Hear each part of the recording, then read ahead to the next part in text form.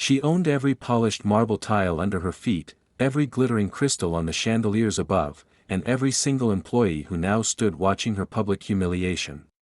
But to the hotel manager, a man whose six-figure salary she personally approved, she was nothing more than a trespasser. His finger trembled as he pointed toward the gilded doors, his voice echoing with an authority he didn't truly possess, demanding she leave immediately. They saw a woman in simple jeans and a worn-out coat who didn't belong in their world of five-star luxury. What they failed to see was the silent new owner, the very person who held their careers in the palm of her hand. How does one person fire an entire staff in just 9 minutes? It begins with being kicked out of your own building. Her name was Amelia Vance, and she was a ghost. Not in the spectral sense, but in the way a person can move through the world and be utterly unseen, their true value hidden beneath a plain exterior. Her empire was built not of steel and glass, but of late nights, skipped meals, and an unbreakable will forged in the fires of anonymity. She had risen from scrubbing floors in forgotten motels to commanding a boardroom that oversaw a global hospitality dynasty. Yet, in her heart, she was still that young woman, the one who knew the sting of being judged on sight, of being dismissed before she ever had a chance to speak. Her latest acquisition was the biggest of her career, a portfolio of the world's most luxurious hotels. And at its very center, the crown jewel, was the Monarch Grand, a place she had dreamed of entering as a child. The Monarch Grand wasn't just a building to Amelia, it was a symbol. Growing up in a cramped apartment just a few miles away, she used to pass its gilded entrance on the city bus, pressing her face against the cool glass to catch a glimpse of the different universe within. It was a world of polished marble, hushed whispers, and people who moved with an effortless grace she couldn't comprehend. At 16, dressed in her best borrowed outfit for a school project, she had tried to walk into the lobby, only to be politely but firmly turned away by a doorman who saw not a curious student, but a misplaced child from the wrong side of the tracks. The memory never faded. It wasn't a scar of bitterness, but a constant, motivating reminder of the invisible walls people build. Now, decades later, she owned those walls. The purchase had been executed with surgical precision, a quiet, multi-billion-dollar deal that left the industry reeling. The company had a new owner, but the identity of that owner remained a closely guarded secret. The staff at the Monarch Grand whispered in hushed tones, speculating about some European tycoon or an old money magnate who would soon descend upon them. They had no idea the ghost was already on her way. Amelia's process was always the same. Before she ever announced herself, before the suits and the official meetings, she would visit unannounced. She believed that the true character of a business was revealed when it didn't know the boss was watching. So, on a crisp autumn morning, she left her modest, quiet apartment, the one she kept despite her fortune, wearing not a power suit, but comfortable jeans, a simple gray coat, and a pair of worn-out boots. She carried no designer handbag, only a small, nondescript backpack. She hailed a yellow cab, the same way she had 1,000 times before, and gave the driver the address of the hotel she now owned. During the ride, the city blurred past her window, but in her mind, she saw her entire life's trajectory. She remembered the exhaustion of working 2 jobs to put herself through night school, the sting of countless rejections, the quiet satisfaction of her first promotion, and the fierce, lonely determination it took to climb a ladder that was never designed for her. Every step had led to this. This wasn't just an inspection, it was a pilgrimage. Inside the Monarch Grand, a different kind of ritual was unfolding. The hotel's general manager, a man named Arthur Sterling, was conducting his daily morning inspection of the lobby. Sterling was a man from another era, a self-proclaimed guardian of old-world prestige. He saw himself not as a manager of a business, but as the curator of an exclusive club. In his mind, the hotel's value was measured by the type of people it kept out. He was known for his Sterling Standard, a rigid, unspoken code of conduct he drilled into his staff. It was a philosophy built entirely on appearances. He taught them to spot the right kind of guest in seconds, the weight of a watch, the cut of a suit, the brand of a suitcase. Anyone who didn't fit the mold was to be treated with polite, but firm, suspicion. They were potential threats to the hotel's carefully crafted image. This morning, Sterling was particularly on edge. The rumors of the new ownership had unsettled him. He feared change. He feared a new boss who wouldn't understand the delicate art of exclusion that he had perfected over 30 years. He gathered his front desk staff, his voice a low, commanding hiss. The new owners could arrive at any moment, he warned them. They could be anyone. We must be flawless. Our clientele expects a certain atmosphere. A sanctuary. We do not allow disturbances. We do not allow the outside world to intrude. His eyes swept across the lobby, a space he viewed as his personal kingdom. He saw the bellhops polishing brass, the concierge speaking in hushed tones, the security guards standing like statues at their posts.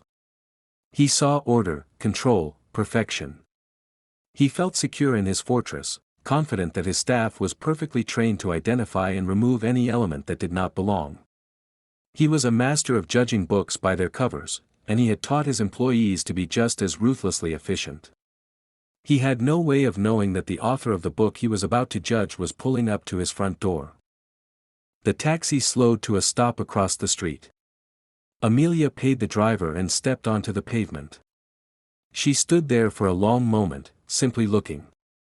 The Monarch Grand loomed before her, its grand stone facade catching the morning light. The doorman, dressed in a crisp, dark uniform, was busy helping a couple out of a sleek black town car. He didn't even glance in her direction. Amelia took a deep, steadying breath. The 16-year-old girl inside her was still there, feeling the same mix of awe and intimidation. But now, she was layered with the strength of a woman who had fought for and earned her place in any room she chose to enter. She wasn't here to announce her victory or to flaunt her power. She was here to observe, to listen, and to feel the soul of the place she had just bet her entire legacy on. With a quiet sense of purpose, she crossed the street and walked toward the grand revolving doors, a queen entering her castle disguised as a commoner, about to test the integrity of her own kingdom. She was invisible, just as she planned. But she had no idea that in a few short moments, her invisibility would become her indictment. The stage was set, and Mr. Sterling's perfectly trained staff was about to face the one test their manager had never prepared them for. The grand revolving doors whispered shut behind Amelia, muffling the city's roar and enveloping her in the hushed, reverent silence of the Monarch Grand. The air smelled of old money, fresh lilies, and a faint, antiseptic lemon polish. For a moment, she was simply an observer, a ghost in her own machine, and she began her silent inspection. She drifted through the cavernous lobby, her worn boots making no sound on the plush, crimson carpets.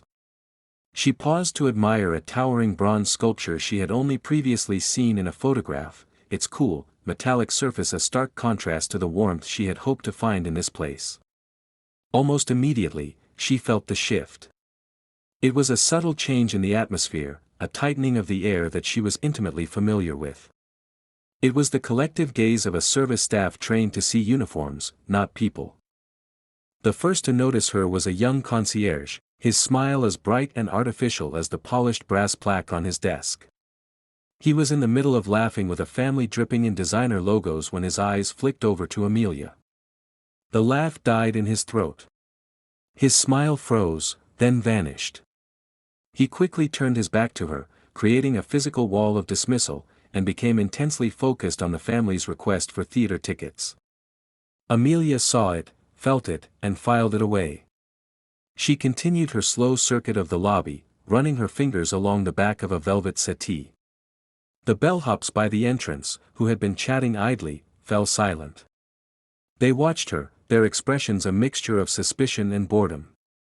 One nudged the other, jerking his chin in her direction. A silent question passed between them: what is she doing here?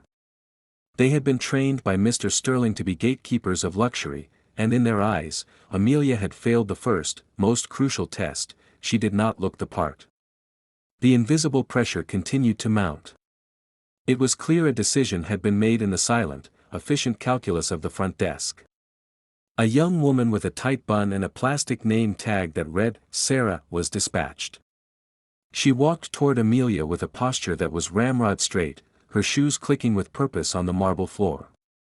This was not a walk of welcome, it was an interception. Sarah stopped a respectable distance from Amelia, her face arranged in a mask of professional concern that did not reach her eyes. She didn't ask if Amelia needed assistance. Instead, the words came out, clipped and sterile, "Good morning. Are you a guest with us today?" The question was a loaded weapon, designed to categorize and, if necessary, expel. Amelia, maintaining her quiet observer status, simply offered a small, polite smile and said she was meeting someone shortly. She gave no name, no room number. She was intentionally vague, a blank canvas onto which they could project all their assumptions. Her calm, simple response seemed to unnerve the clerk. Sarah had been expecting a confrontation, a protest, or perhaps a nervous explanation. Amelia's placid stillness was not in the training manual. It was a variable Sterling had not accounted for. Sarah hesitated for a moment, the fake smile faltering, before she nodded curtly and retreated to the front desk. Amelia watched her go, seeing not an individual, but a cog in a machine, a soldier following orders she didn't fully understand. A hushed, frantic conversation erupted at the front desk. Heads turned. More eyes were on her now, colder and more assessing. She was no longer just a curiosity, she had been upgraded to a problem. She could feel the narrative being written about her, a drifter, a loiterer, someone who had wandered in off the street, threatening the sanctity of their opulent bubble. Her simple presence was now a violation of Mr. Sterling's precious atmosphere. Arthur Sterling emerged from his office like a storm cloud. He smoothed his tie, his face a thunderous mask of controlled rage. He strode past the front desk, deliberately ignoring Amelia for a moment to berate his assistant manager in a low, vicious whisper that was just loud enough for everyone nearby to hear. Incompetent, he hissed at David. You couldn't handle one simple disturbance. It was a performance, a reassertion of his dominance before the final confrontation. Finally, he turned his full, undivided attention to Amelia. He didn't walk to her, he advanced on her. He stopped just inches away, invading her personal space, a tactic designed to intimidate.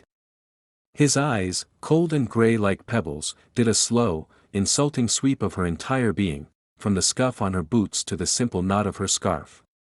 It was a dismissal so profound it was almost an act of violence. He spoke, his voice low and smooth, but laced with venom. He explained, as if to a child, that the Monarch Grand was an establishment of the highest caliber, with standards to maintain. He told her she was making the other guests uncomfortable. He never asked who she was or what her business was. He had already tried and convicted her based on her appearance. In his world, there was no possibility that a woman who looked like her could have any legitimate reason to be there. He concluded his speech with a flick of his wrist, a gesture of finality, and pointed to the exit. Please, he said, the word a parody of politeness, leave now. When Amelia, yet again, did not move, did not even flinch, something inside Sterling snapped. The mask of civility shattered, replaced by raw, unfiltered fury. This quiet, unassuming woman had defied his concierge, his assistant manager, and now him. She had undermined his authority in his own kingdom, in front of his staff and his precious guests. He took a step back and gave a sharp, almost imperceptible nod. It was the signal. From the corners of the lobby, two broad-shouldered security guards began to move. Their walk was slow, deliberate, and menacing.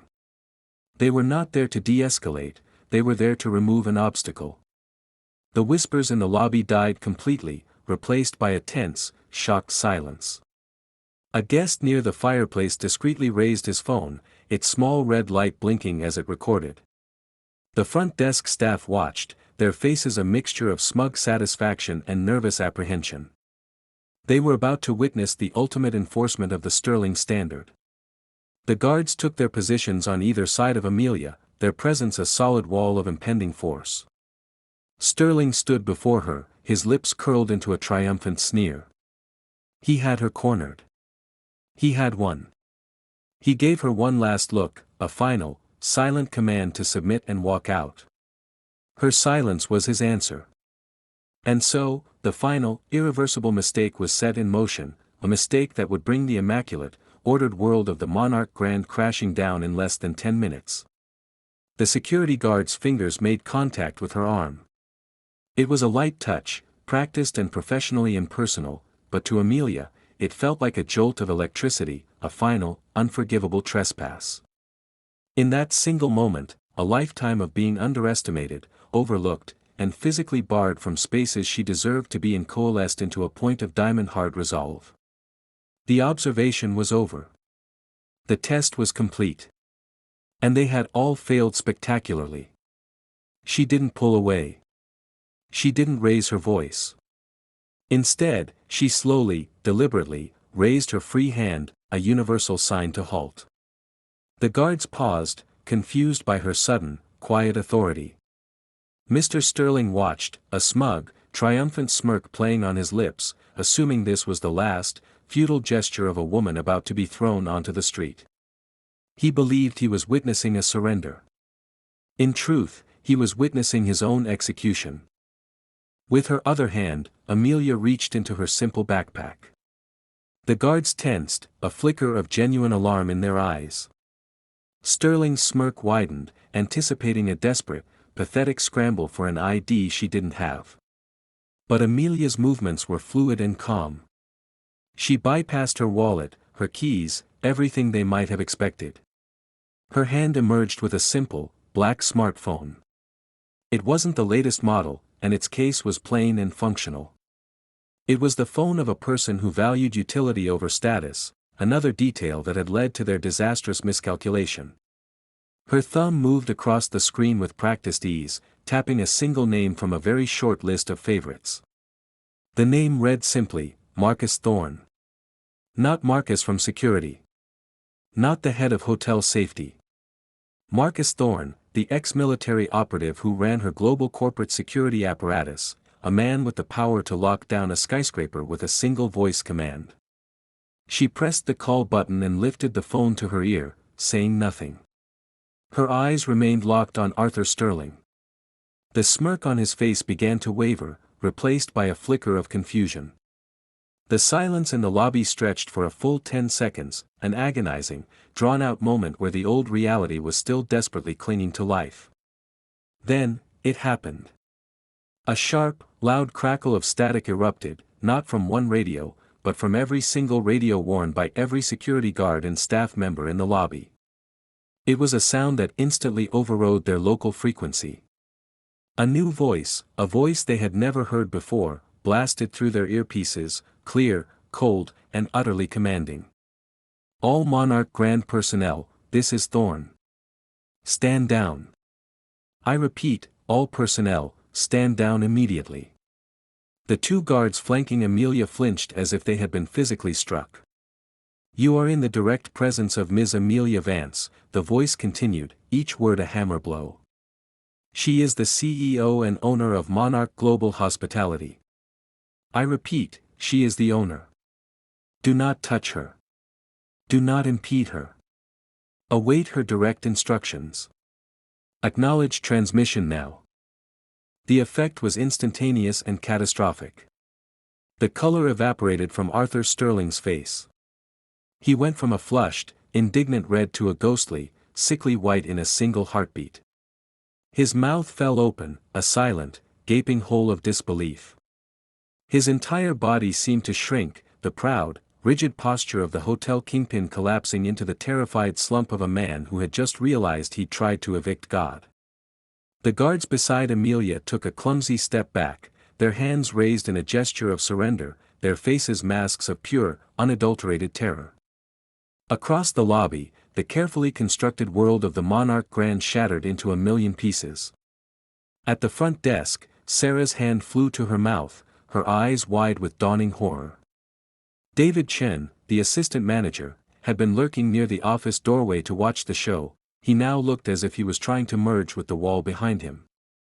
The concierge who had turned his back now stared, paralyzed, his face a portrait of regret.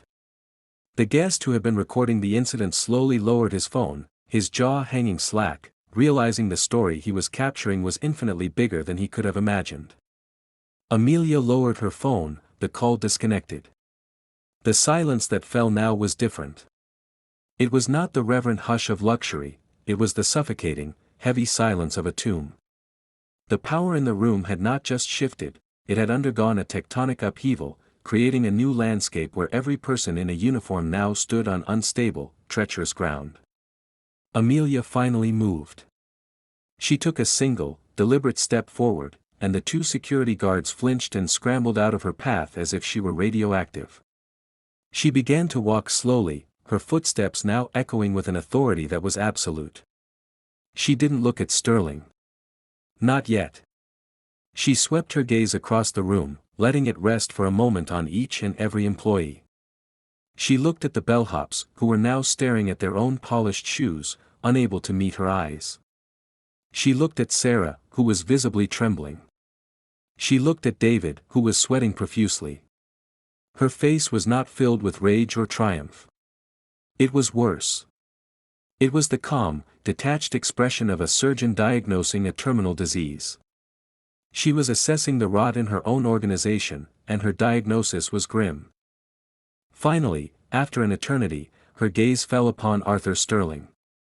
He was a broken statue, a monument to an era that had just ended. He started to stammer, a pathetic string of half-formed words, apologies, and excuses bubbling up from a well of pure panic. Amelia held up her hand again, and he fell silent instantly. The king had been silenced with a simple gesture from the true monarch. When she spoke, her voice was not the angry shout he deserved.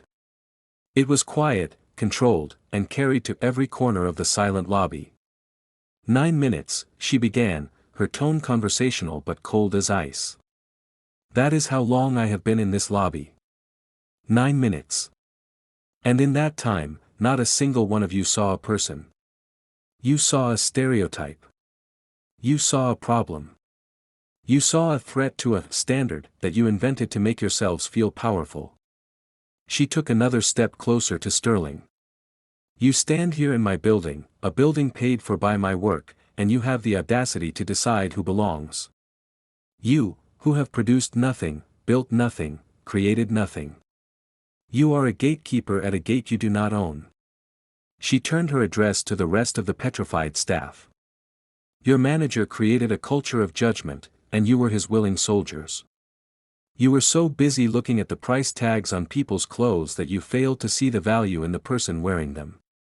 And that, she said, her voice dropping to an almost whisper, is a failure of business so profound that it cannot be fixed.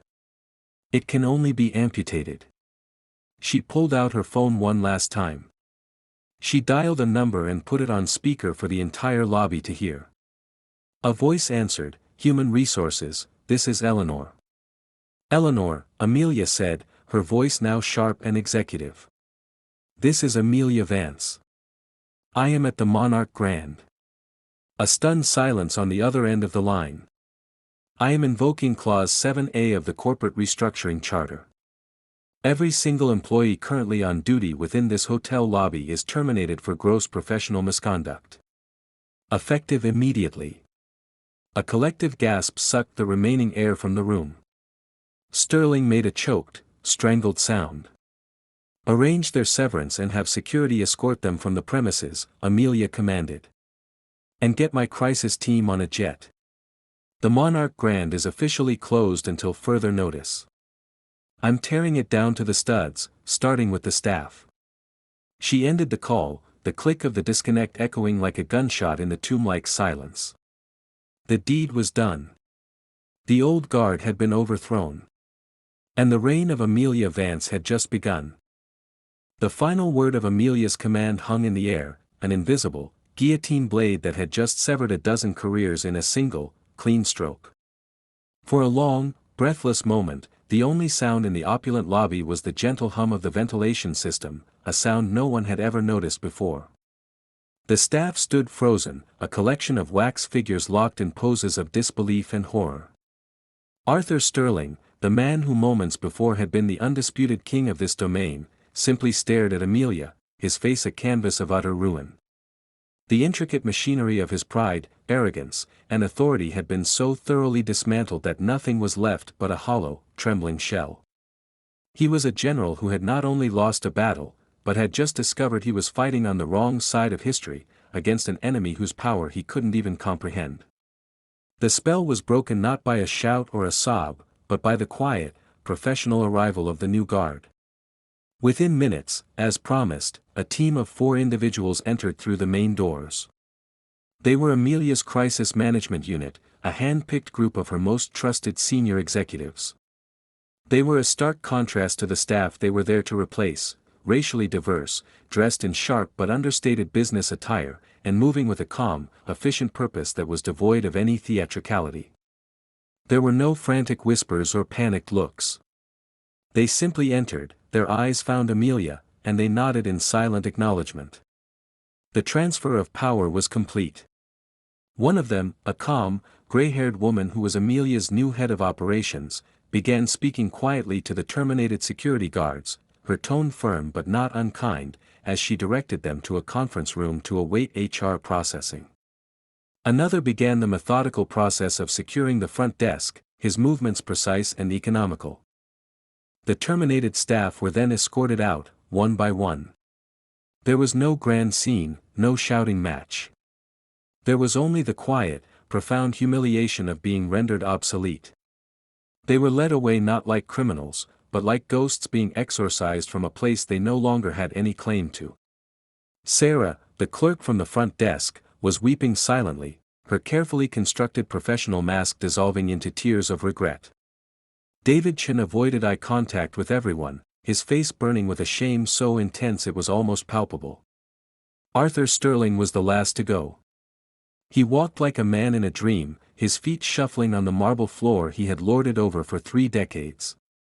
As he passed Amelia, he didn't look at her. He couldn't. To look at her would be to fully acknowledge the magnitude of his failure, the sheer, catastrophic arrogance of his misjudgment. A member of the new team quietly removed the polished brass nameplate that read Arthur Sterling, General Manager, from the office door and dropped it into a small cardboard box. The old kingdom had officially fallen. Once the lobby was cleared of the old regime, Amelia did not retreat. She did not celebrate. She began to work. She called a meeting with the remaining hotel staff, the chefs, the housekeepers, the engineers, the people who worked in the unseen heart of the building. They gathered in the main ballroom, their faces etched with fear and uncertainty. They expected a tyrant. But the woman who stood before them was not the vengeful executioner they had witnessed in the lobby. She was a leader. She spoke to them of her own history, of starting with nothing, of her belief that the soul of a hotel is not in its chandeliers or its thread counts, but in its people. She promised them that their jobs were safe, on one condition, that they commit to a new philosophy. A philosophy of service built on a foundation of universal respect. She didn't offer them a rulebook, she offered them a new purpose. In the weeks that followed, the Monarch Grand remained closed to the public. It was not undergoing a renovation of its structure, but of its soul. The Sterling Standard was officially abolished. In its place, Amelia instituted what the company would soon come to call the Vance Principle. It was a simple, yet revolutionary, idea in the world of 5-star hospitality. True luxury was not exclusion, but radical inclusion. It was the feeling of being seen, valued, and welcomed, regardless of your background, your clothes, or the watch on your wrist. New training programs were designed, focusing not on profiling guests, but on emotional intelligence, empathy, and proactive kindness. The entire business model was reoriented away from catering to a select few, and toward creating an unforgettable experience for everyone who walked through the doors. The story of the 9-minute purge, as it became known in industry circles, spread like wildfire. At first, Amelia's competitors and industry analysts were scornful. They called her naive, reckless, an idealist who didn't understand the delicate ecosystem of high-end luxury. They predicted the Monarch Grand would lose its prestigious clientele and crumble within a year.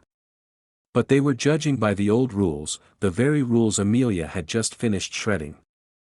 When the hotel reopened 3 months later, something remarkable happened. The old, stuffy clientele did thin out, but they were replaced by a new generation of patrons, diverse, creative, and globally minded leaders in tech, art, and business who were drawn to the hotel's new philosophy.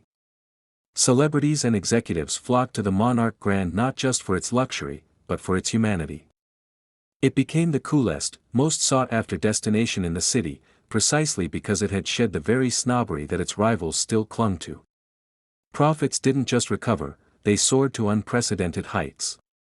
Amelia Vance hadn't just saved a hotel, she had created a new paradigm.